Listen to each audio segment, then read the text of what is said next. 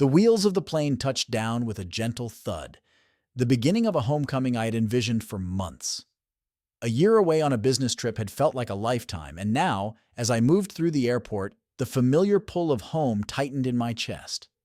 I hadn't told Linda, my wife, the exact day of my return, anticipating the joy in her eyes, the way she'd light up at the surprise. The night air was cold and crisp as I stepped outside, yet it felt invigorating. It had been a grueling year, but the thought of being back with Linda had kept me going. My footsteps echoed down the quiet, empty street as I neared our house. The neighborhood, so peaceful and still, seemed like a postcard from a life I had left behind. The lights in our house were dim, just as they had been before I left. Perhaps she had gone to bed early, I thought. I imagined her sleeping peacefully, waiting for the warmth of my return. A smile tugged at the corners of my mouth as I thought about how I would gently wake her, whispering her name like a secret only we shared. I paused on the front steps, savoring the moment, the anticipation nearly tangible. The house stood like a sentinel against the night, familiar and yet slightly off, as if something had shifted in my absence. But I shrugged it off as nerves, excited and a little anxious about seeing her again after so long. The front door creaked open as I pushed it, the sound loud in the stillness of the night. I let myself in quietly, dropping my suitcase in the hallway, careful not to make too much noise. The living room was bathed in the soft glow of a lamp left on, casting long shadows across the room. It was as if nothing had changed, and yet everything felt different. I made my way through the house, my heart pounding with anticipation. But as I reached the bedroom door, I noticed something strange, a muffled sound, almost like a conversation. I paused, my hand hovering over the doorknob, straining to listen. It was probably the television, I told myself. Linda often left it on when she was alone to fill the silence. Pushing the door open slowly, I expected to see her curled up in bed, the TV flickering softly in the background. But instead, I was met with an empty room. The bed was made untouched, as if no one had slept in it for days. My smile faded, replaced by a frown of confusion. Where was she? I stepped further into the room, my eyes scanning the familiar space for any sign of her. On the nightstand, I saw her phone, its screen glowing faintly with missed messages. I picked it up, feeling a slight unease creep into my thoughts.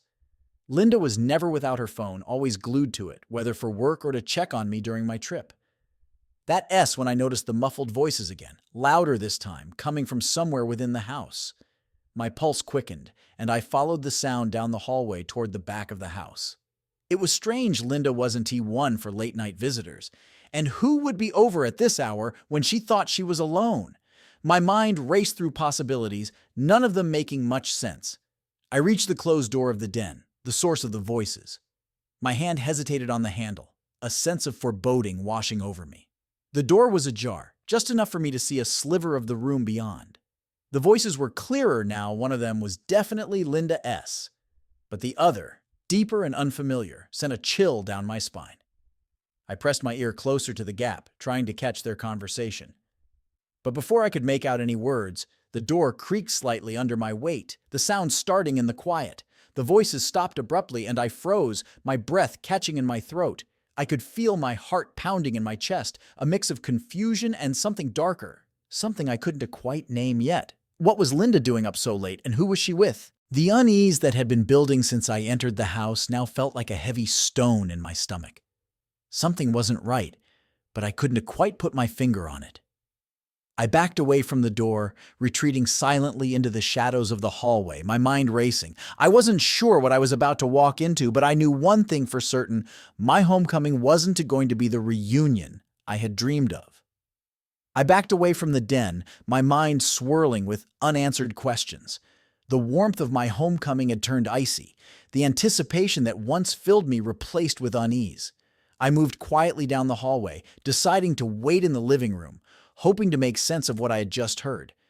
Maybe it was nothing. Maybe she was just talking to a friend, someone she had called over for company. But who could that be? And why hadn't she mentioned anything about having visitors when we last spoke? These thoughts nagged at me as I sat on the edge of the couch, my ears still tuned to any sound coming from the den. Minutes passed, though they felt like hours. The voices resumed, softer this time, as if they were aware of the walls closing in around them. I couldn't catch any specific words, just the low hum of conversation, punctuated by brief silences. I considered going in there, announcing my presence and ending this strange charade, but something held me back, a gut instinct that told me to wait, to observe. The door to the den opened with a soft click, and I stiffened, my breath caught in my throat. Footsteps echoed down the hallway, moving toward the front of the house. I stayed perfectly still, listening as they passed by the living room. There was a pause, as if someone was looking around. Then the sound of the front door opening and closing quietly. I waited a moment longer, then slowly got up from the couch and approached the front door. Peering through the curtains, I caught a glimpse of a figure walking briskly down the street, moving away from the house. The man's broad shoulders and confident stride were unmistakable, but he was too far away for me to make out his face. Who was this man, and what was he doing here so late at night? The questions piled up, each one adding to the knot in my stomach. I turned back toward the den, my footsteps now firm and determined. Whatever was going on, I needed answers, and I was going to get them. Linda was still in the den when I entered. She stood by the window, her back to me, staring out into the night. The room was dimly lit by a single lamp, casting long shadows that seemed to stretch endlessly. She didn't turn around when I walked in, but I saw her shoulders tense slightly, as if she sensed my presence. "Linda?" I said quietly, my voice betraying the mix of emotions swirling inside me. "Who was that?" She didn't respond right away. For a long moment, she just stood there, staring out the window. Finally, she sighed and turned to face me. Her eyes, once full of warmth, now held a shadow I couldn't quite place. "A friend," she said simply, her voice steady but lacking the usual softness. "A friend?" I repeated, not convinced. "Since when do you have friends over this late? Why didn't you tell me?" She looked away, biting her lip as if searching for the right words. "It is complicated, Mark. He needed someone to talk to, and I didn't want to bother you while you were away." The explanation didn't sit well with me. Something in her tone, in her hesitation, told me there was more to this than she was letting on. But I decided not to push further, not yet. I needed more information before confronting her directly. "I see," I said, trying to keep my voice neutral. "Well, I am home now. We can talk." Linda nodded, but her eyes remained distant, as if she were somewhere else entirely. She moved to the couch, sitting down with a sigh, and gestured for me to join her. I took a seat beside her, the silence between us heavy and uncomfortable. For the first time in our marriage, I felt like I was sitting next to a stranger. The woman I had left a year ago seemed to have vanished, replaced by someone who kept secrets, someone who was hiding something from me. The thought gnawed at me, but I knew better than to confront her head-on without knowing more. We spent the next hour talking small talk mostly.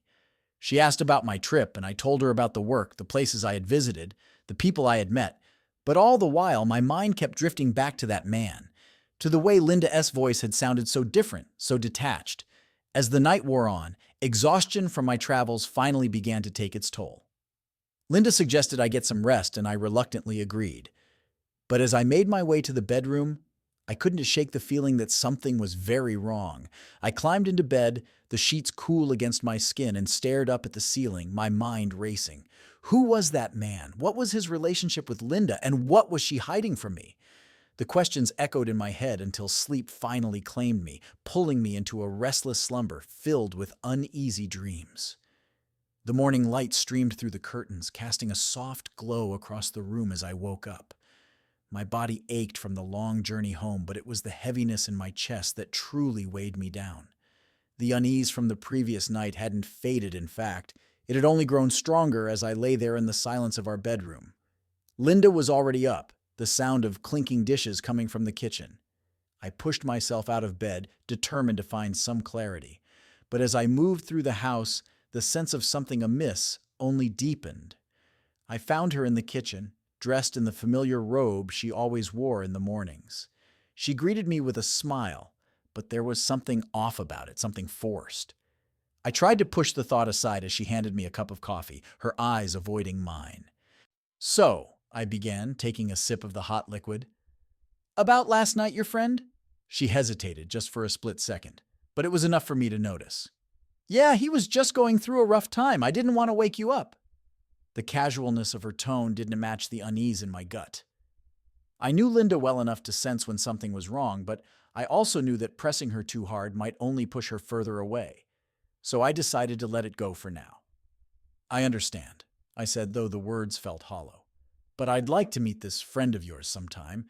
It's been a year, I'm sure I've missed out on a lot. Linda's smile faltered, but she quickly recovered. Of course, maybe another time. We went through the motions of a normal morning eating breakfast, talking about mundane things like the weather and the plans for the day. But beneath the surface, the tension between us was palpable. It was as if there was a wall between us, one that had grown thicker over the past year, and I had no idea how to break through it. After breakfast, I decided to take a walk around the neighborhood, hoping the fresh air would clear my head. As I wandered the familiar streets, memories of our life together flashed through my mind: our wedding day, the night spent talking about our dreams for the future, the quiet moments of comfort we had shared. But those memories now felt distant, overshadowed by the nagging feeling that something was terribly wrong.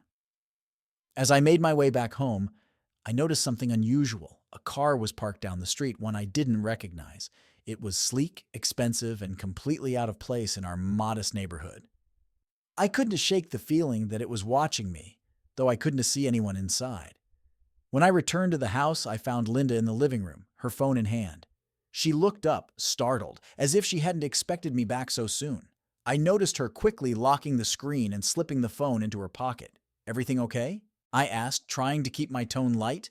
"Yeah," she replied too quickly, her voice strained. "Just checking on something." I didn't push it, but my suspicions were growing by the minute. The shadows that had lingered on the edge of my mind since last night were beginning to take shape, forming a picture I didn't want to see. Later that day, while Linda was out running errands, I couldn't help myself. I had to know more.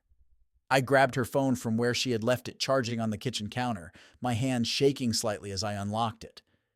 I knew it was wrong, an invasion of privacy, but something inside me was screaming for answers.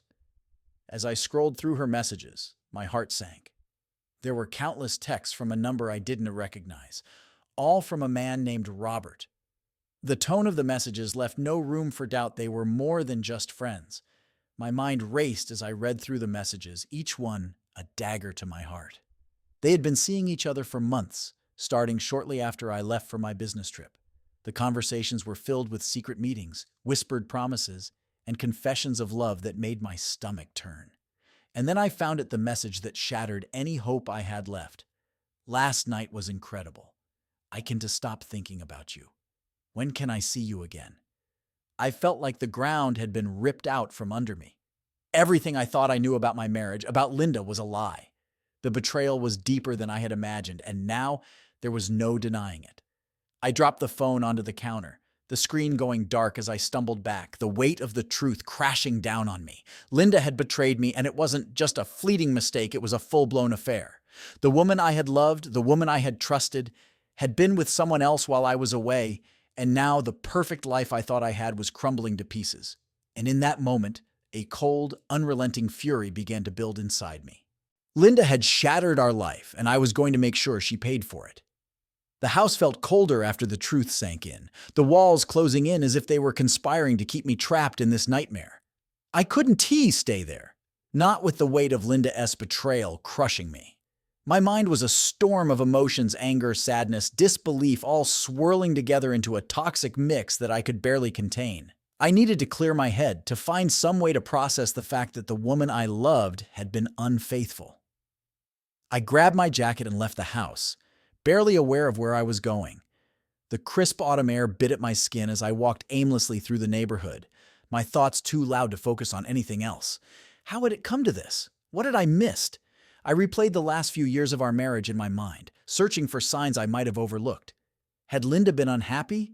Had I been too wrapped up in my work, too distracted to notice her slipping away? Or was this something she had always been capable of, a side of her I had never seen before? The questions gnawed at me, each one more painful than the last. But no matter how hard I tried to make sense of it, the reality remained the same. Linda had chosen someone else over me, someone who had been there while I was away, working hard to provide for us. The thought made my blood boil, and I clenched my fists, the urge to break something nearly overwhelming.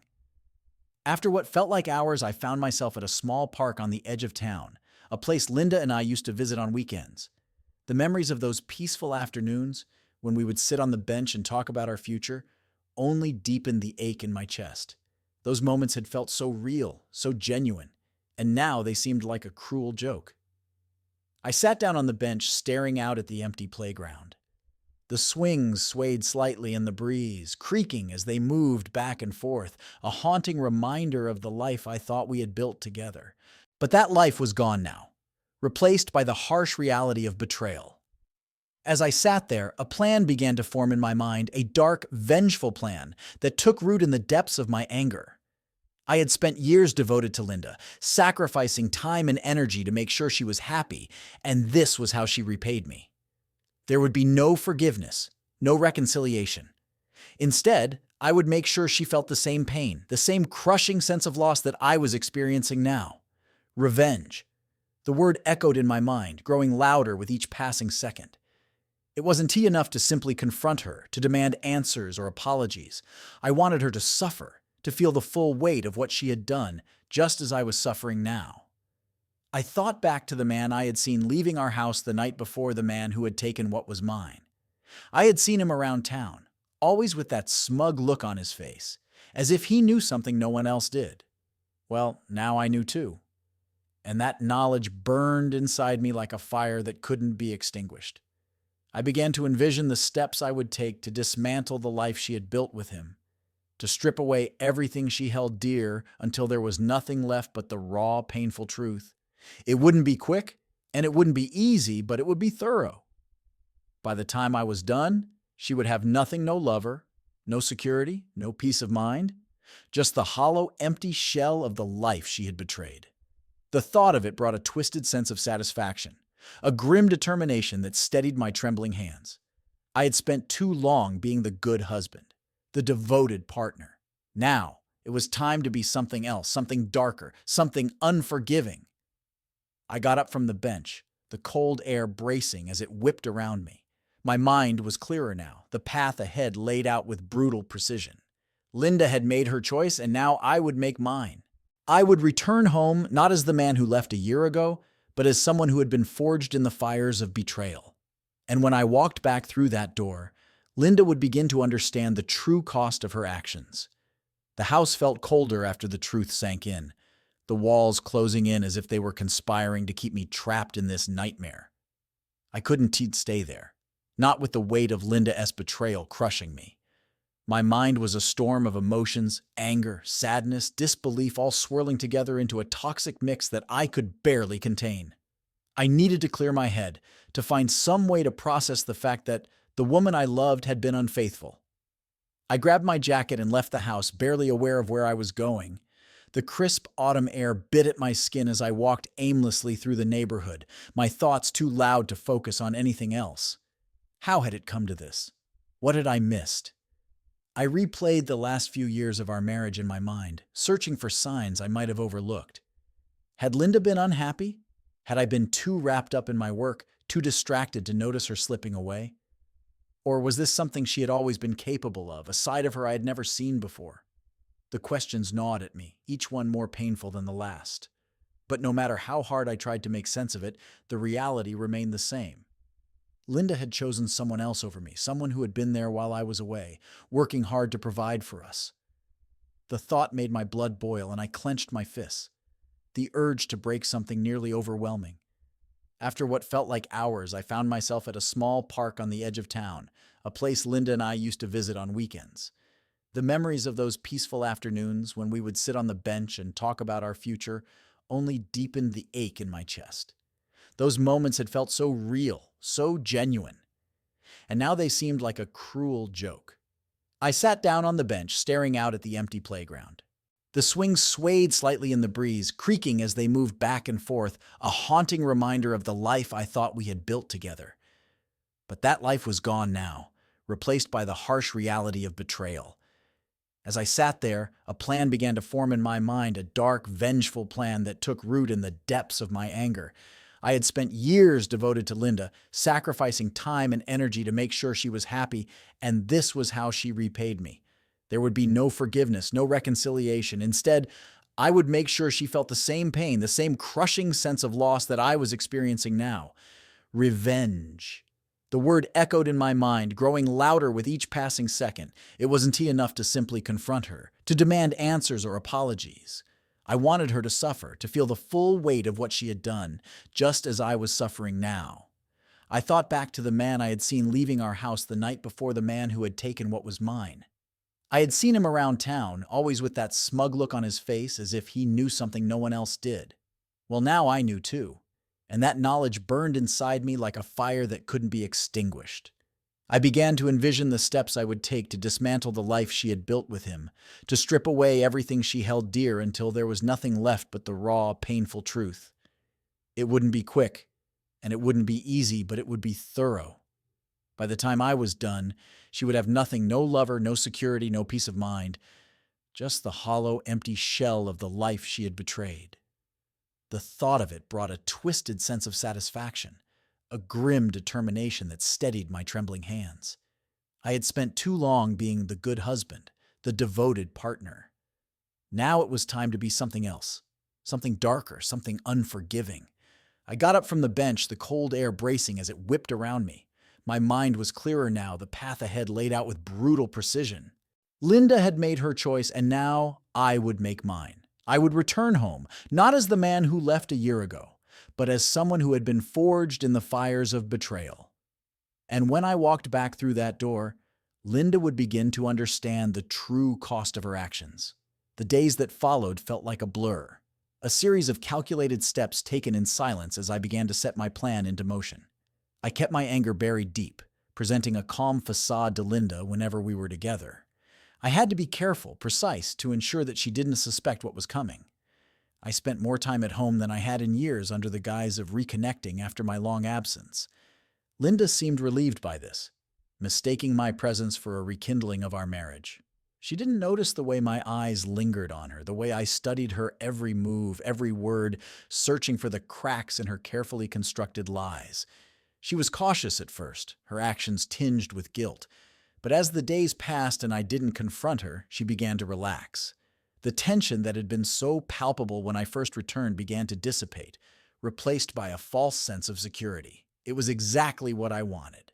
I started making subtle inquiries around town, asking questions about Robert without arousing suspicion.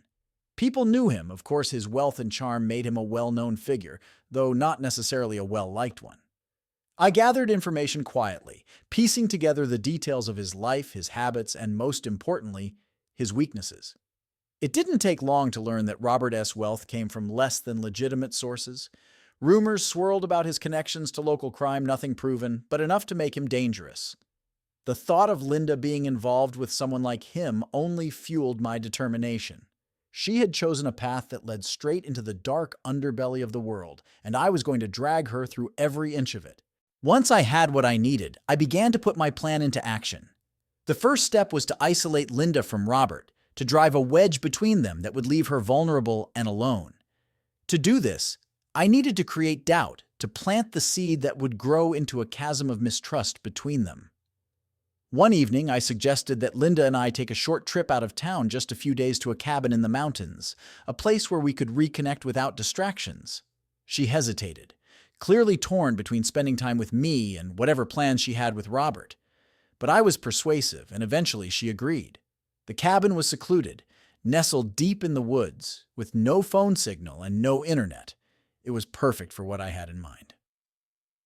We arrived late in the afternoon, the sun casting long shadows as it dipped behind the mountains. Linda seemed uneasy, though she tried to hide it with forced smiles and light conversation. As we settled in for the night, I could see the unease growing. She was too used to being in constant contact with Robert, too reliant on his presence in her life. Now, cut off from him, she was beginning to unravel, and it showed. The second night at the cabin, after a strained dinner, I decided it was time to set the next part of my plan in motion. We were sitting by the fireplace, the flames casting flickering shadows on the walls, when I brought up Robert for the first time. "Linda," I began, keeping my tone casual, "I've been thinking about the man who visited our house that night." She stiffened slightly, her eyes darting toward me. "What about him?" I leaned back in my chair, pretending to be deep in thought. I've heard some things about him, things that don't quite add up. Do you know him well? Her face was a careful mask, but I could see the tension in her posture. He is just a friend, Mark. We talked about this. Yes, we did, I replied, my voice calm. But I've been hearing some rumors, Linda. Rumors that he involved in some very dangerous activities. I'm worried about you. She frowned, clearly not expecting this angle. Robert isn't dangerous. He's just misunderstood. People like to gossip, you know that. I nodded, as if considering her words. Maybe, but you know how small towns are. Rumors have a way of sticking. I just don't want you to get caught up in something you don't understand. I could see the doubt starting to creep into her eyes. Just a flicker of uncertainty, but it was enough. The seed had been planted. For the rest of the trip, I continued to drop small, subtle hints, carefully crafting the narrative that would make her question everything about Robert. I didn't need to push hard, just enough to let her own fears and insecurities do the rest.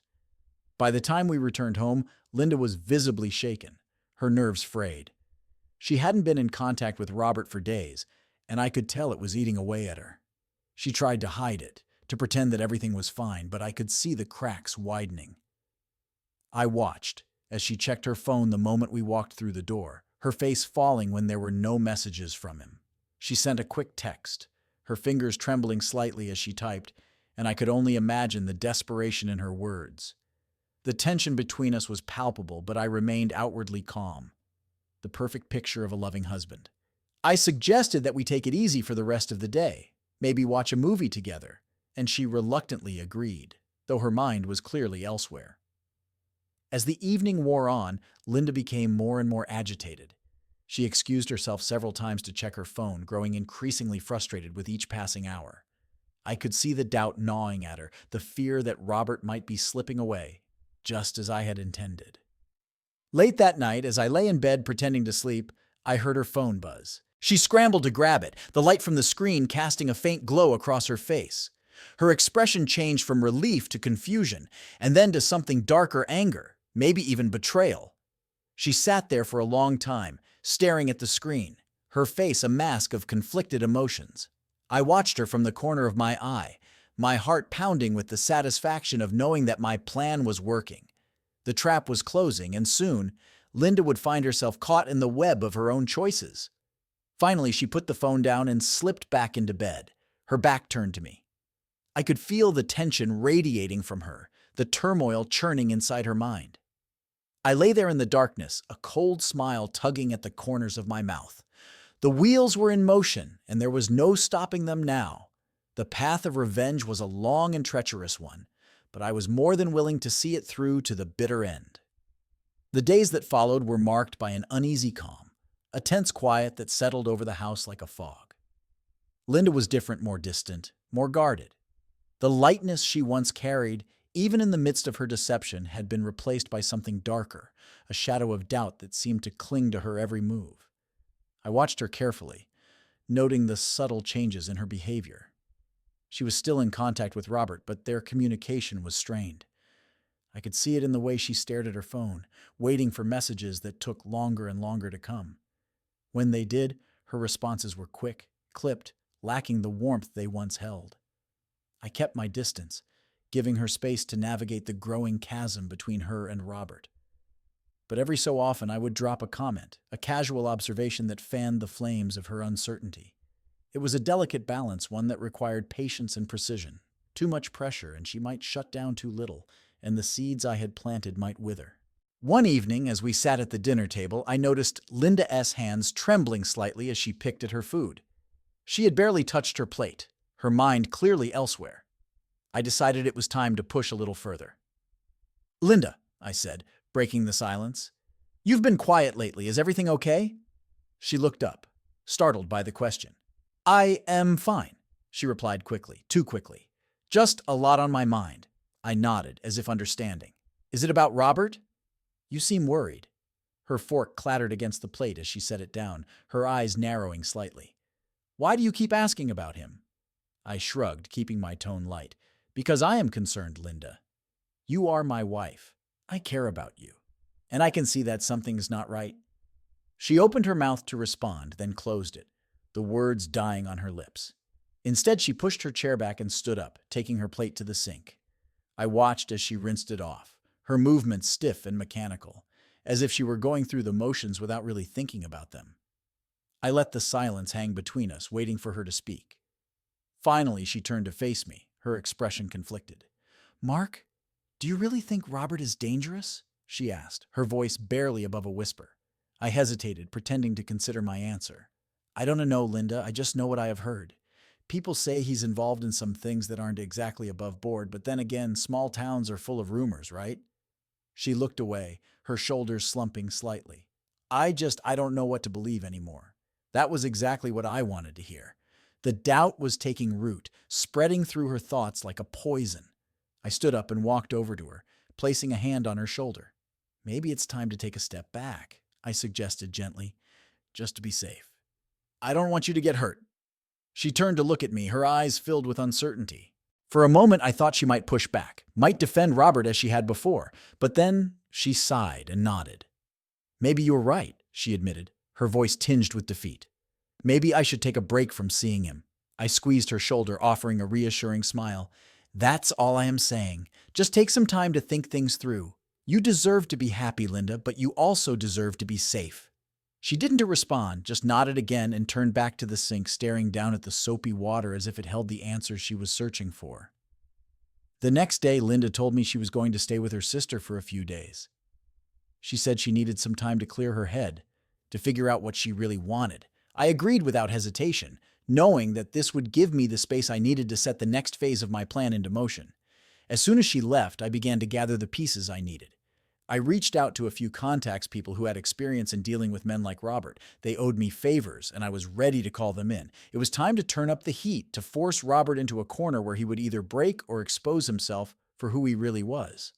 I wanted Linda to see him for what he was, a man who would abandon her the moment things got tough, who would crumble under pressure and reveal the ugly truth behind the charm he wore like a mask. I wanted her to feel the sting of betrayal, just as I had. But more than that, I wanted her to realize that she had thrown away her marriage for a man who wasn't worth it. The next few days were a whirlwind of activity. I made arrangements, set plans in motion, and prepared for the final act. Everything was falling into place, and soon Linda would come face to face with the reality of her choices. When she returned home, I was ready. I played the part of the concerned husband, asking if she was feeling better, if she had made any decisions about Robert. She seemed distant, distracted, but she told me she was going to talk to him, to tell him that she needed some space. I could see the hesitation in her eyes, the fear of what might happen if she pulled away from him. But I encouraged her, gently nudging her toward the decision I wanted her to make. That night, I waited in the shadows, watching as Linda left the house to meet Robert. I followed her at a distance, careful to remain unseen. She drove to a secluded spot on the edge of town where his car was already waiting. As I parked a safe distance away, I saw her get out and approach him. They talked for a long time, their voices too low for me to hear. But I didn't need to hear the words to know what was happening. I could see it in the way she stood, the way she gestured, the tension between them palpable, even from where I was hiding. And then something changed. Robert's body language shifted, becoming more aggressive, more forceful. Linda took a step back, her hands raised as if trying to placate him, but he didn't back down. Instead, he grabbed her arm, pulling her toward him in a way that sent a surge of anger through me. I gripped the steering wheel tightly, resisting the urge to intervene. This was part of the plan Robert needed to reveal his true nature. Linda needed to see it for herself. But as I watched him tighten his grip on her, dragging her closer, I could feel my control slipping. It took everything I had to stay put, to let the scene play out as it was meant to. Linda struggled against him, her voice rising in panic, and for a moment I thought I might have to step in after all. But then, just as quickly as it had escalated, it was over. Robert released her, shoving her away with a look of disgust. He said something to her, something harsh, judging by the way she recoiled, and then got back into his car, slamming the door behind him. Linda stood there, stunned as he sped away, leaving her alone in the darkness. I watched as she crumpled to the ground, her shoulders shaking with silent sobs. The sight of her like that, broken and abandoned, should have filled me with satisfaction. But instead, all I felt was a cold emptiness. a hollow victory that did nothing to ease the pain inside me. I waited until she had pulled herself together, until she had stumbled back to her car and driven away.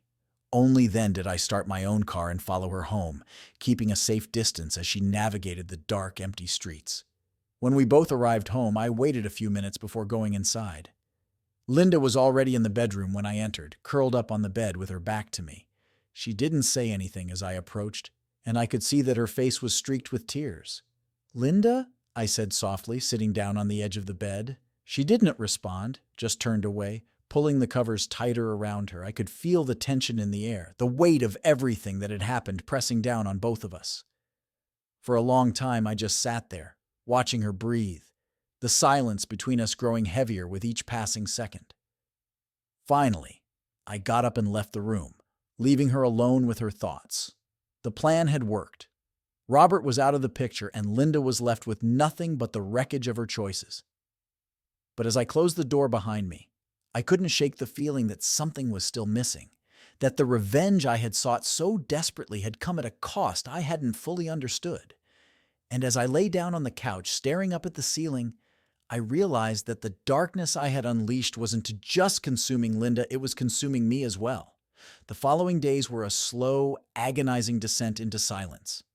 Linda barely left the bedroom, her presence in the house reduced to a ghostly shadow that drifted from room to room.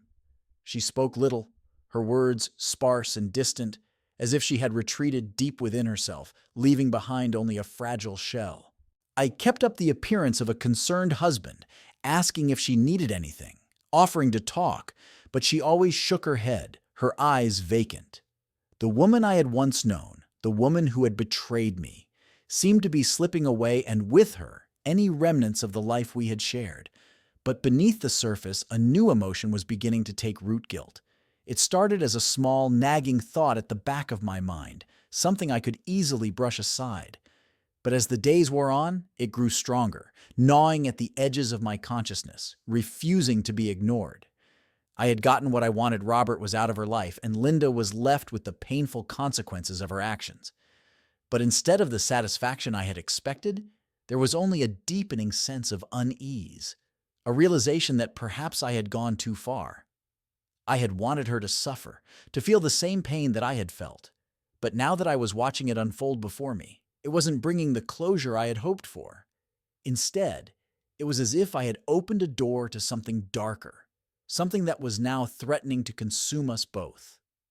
One evening, as I sat alone in the living room, the weight of my actions pressing down on me, I heard a faint sound coming from the bedroom. It was soft at first, almost imperceptible, but as I listened more closely, I realized it was the sound of crying. Linda was crying. I hesitated for a moment, then got up and made my way down the hallway, my footsteps echoing in the silent house. When I reached the bedroom, I found the door slightly ajar, the light from the hallway casting a narrow beam into the room. I pushed the door open gently, my heart pounding with a mix of emotions I couldn't quite name. Linda was sitting on the edge of the bed, her face buried in her hands, her shoulders shaking with silent sobs. For a moment, I stood there, unsure of what to do. The sight of her like this, broken, vulnerable, was not something I had anticipated. It was as if the walls I had built around myself were beginning to crack, allowing a flood of emotions I had long buried to resurface. I took a step closer, my voice hesitant. "Linda." She looked up at me, her eyes red and swollen, the tears glistening on her cheeks. There was no anger in her gaze, no defiance, only a deep, aching sadness that cut through me like a knife. "I am sorry," she whispered, her voice trembling. "I'm so sorry, Mark." Her words hung in the air, heavy with the weight of everything that had happened. The apology I had longed for, the admission of guilt, it was all there, laid bare before me. But instead of bringing the satisfaction I had expected, it only deepened the chasm between us. I sat down beside her, the bed creaking under our combined weight. For a long time, neither of us spoke, the silence between us filled with unspoken words, with all the things we had lost. "I didn't want it to be like this," I finally said, my voice barely above a whisper. "I didn't want to hurt you, Linda, but you left me no choice." She nodded, her tears falling freely now. I know I did this to us, and I can take it back." I could see the regret in her eyes, the pain of knowing that she had destroyed the life we had built together. But there was something else too, a realization that I had played a part in this destruction, that my quest for revenge had only added to the misery. "I don't know what to do," she continued, her voice breaking. "I don't know how to fix this." For the first time since I had discovered her betrayal, I felt a pang of sympathy, a flicker of the love that had once bound us together. But it was faint, like a dying ember, and I wasn't sure if it could ever be rekindled. "Maybe," I said slowly, "maybe it's is not about fixing it. Maybe it's is about accepting that it has broken." She looked at me, her eyes searching mine for some hint of hope. But I couldn't offer her that. The truth was, I didn't know if there was any hope left for us. The damage had been done, and the scars ran too deep. We sat there in silence, the weight of everything that had happened pressing down on us. There were no easy answers, no clear path forward. Just the wreckage of a marriage that had once been strong, now reduced to ashes. Finally, Linda spoke again, her voice barely audible. "What do we do now?" I didn't have an answer for her, not one that would make any of this easier. The road ahead was uncertain, filled with pain and doubt. But one thing was clear: we couldn't go back to the way things were. Too much had changed, too much had been lost. "I don't know," I admitted, my voice heavy with resignation. "But whatever it is, we have to face it. Together or apart, we have to face it." She nodded, her expression unreadable. The silence returned, thick and suffocating, as we both struggled to come to terms with the reality of our situation. As I left the room that night, I couldn't shake the feeling that the darkness I had unleashed was far from finished. The revenge I had sought had come at a cost, and now I was left to pick up the pieces of a life that would never be whole again. But the hardest part, the part that kept me awake long after I had closed the door, was the realization that the person I had truly betrayed was myself. In my quest to make Linda pay for her sins, I had become someone I no longer recognized, someone who was just as broken as the marriage I had fought so hard to destroy. In the days that followed, the house remained steeped in silence, with only the ticking of the clock to mark the passage of time. Linda and I were like strangers living under the same roof, the weight of our shared history pressing down on us like a heavy blanket. The nights were the hardest, each one stretching on with endless thoughts of what had been lost. I buried myself in work, using it as an escape from the emptiness that had settled between us. Linda, too, seemed to retreat into herself, spending most of her time alone in the bedroom or taking long, solitary walks. We spoke only when necessary, our conversations brief and devoid of emotion. One evening, as I sat at the kitchen table with a stack of paperwork, I heard Linda S.'s footsteps behind me. She stood in the doorway, her face pale and drawn as if she hadn't slept in days. "Mark," she said softly, her voice cracking, "we need to talk." I looked up from my work, surprised by the urgency in her tone. "What is it?" She hesitated, her hands twisting nervously. "I've been thinking a lot about everything about what I did and about what you did too." Her words hit me like a cold splash of water. I hadn't expected her to confront me about my own actions. I'd been so focused on her betrayal that I hadn't considered how my quest for revenge had impacted her or myself. "I know I hurt you," she continued, her voice trembling. "And I know you wanted to hurt me back. But Mark, we are both suffering now, and I don't think we can keep living like this." I set down my pen, the truth of her words sinking in. The vengeance I had sought had left us both hollow, shells of the people we once were. It had consumed me, driven me to become someone I barely recognized, a man fueled by anger and pain, willing to destroy everything in his path. "What do you want to do?" I asked, my voice rough with emotion. Linda took a deep breath, her eyes glistening with unshed tears. I think we need to let go of the anger, of the pain, of each other." The finality of her words hung in the air, a quiet but devastating acknowledgement of what we had both known for some time. There was no going back, no undoing the damage that had been done. The love we had once shared had been poisoned by betrayal and vengeance, and there was nothing left to salvage. I nodded slowly, the realization settling in like a lead weight in my chest. "You are right. We can't keep hurting each other like this." For a moment, we just looked at each other, the silence between us filled with the ghosts of what we had lost.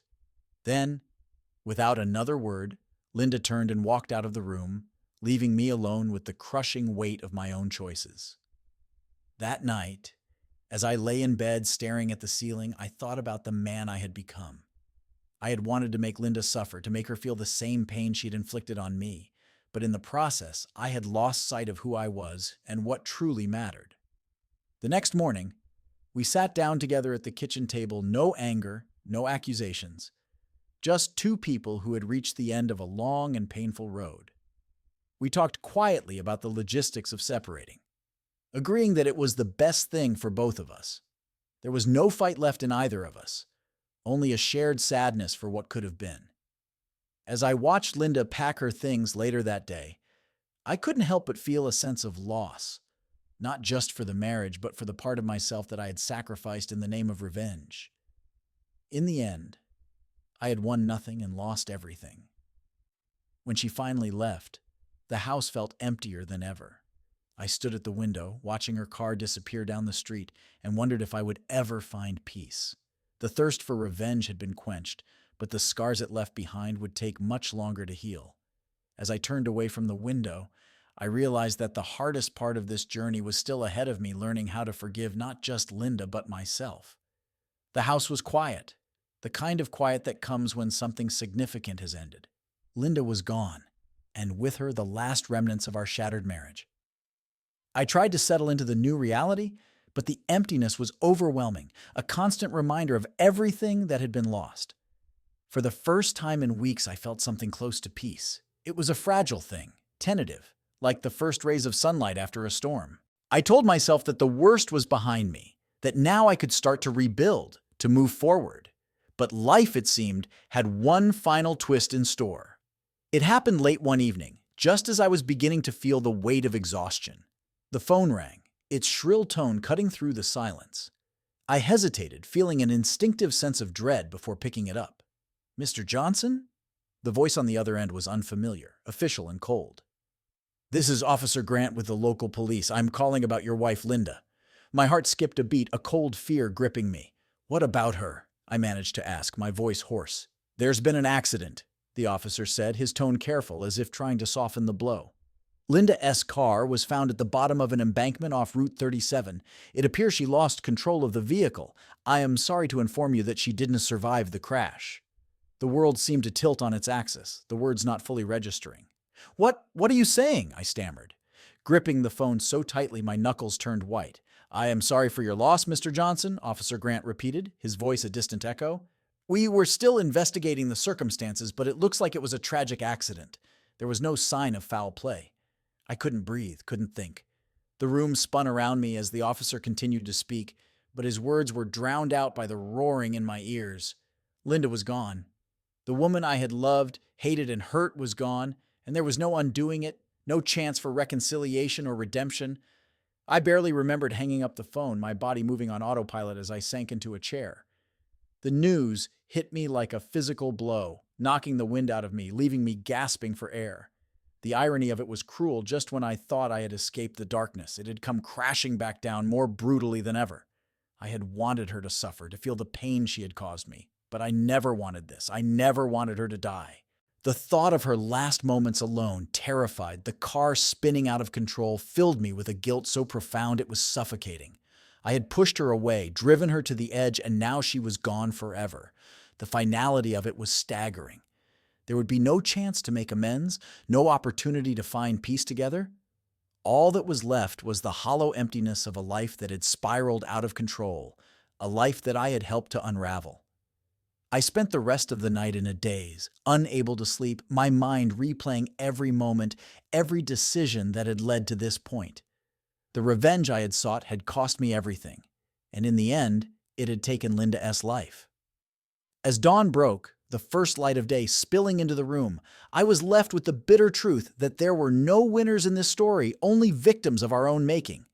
Linda S.'s betrayal, my vengeance, had led us both down a path of destruction, and now it was too late to turn back.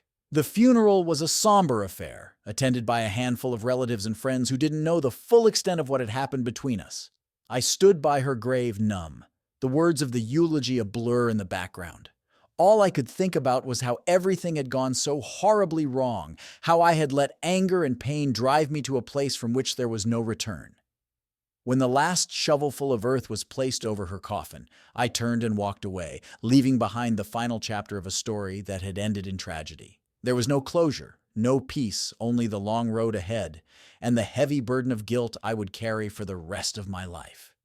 As I drove away from the cemetery, I knew that I had to start over, to rebuild the pieces of my life that had been shattered. But I also knew that some wounds would never fully heal, that some mistakes could never be undone.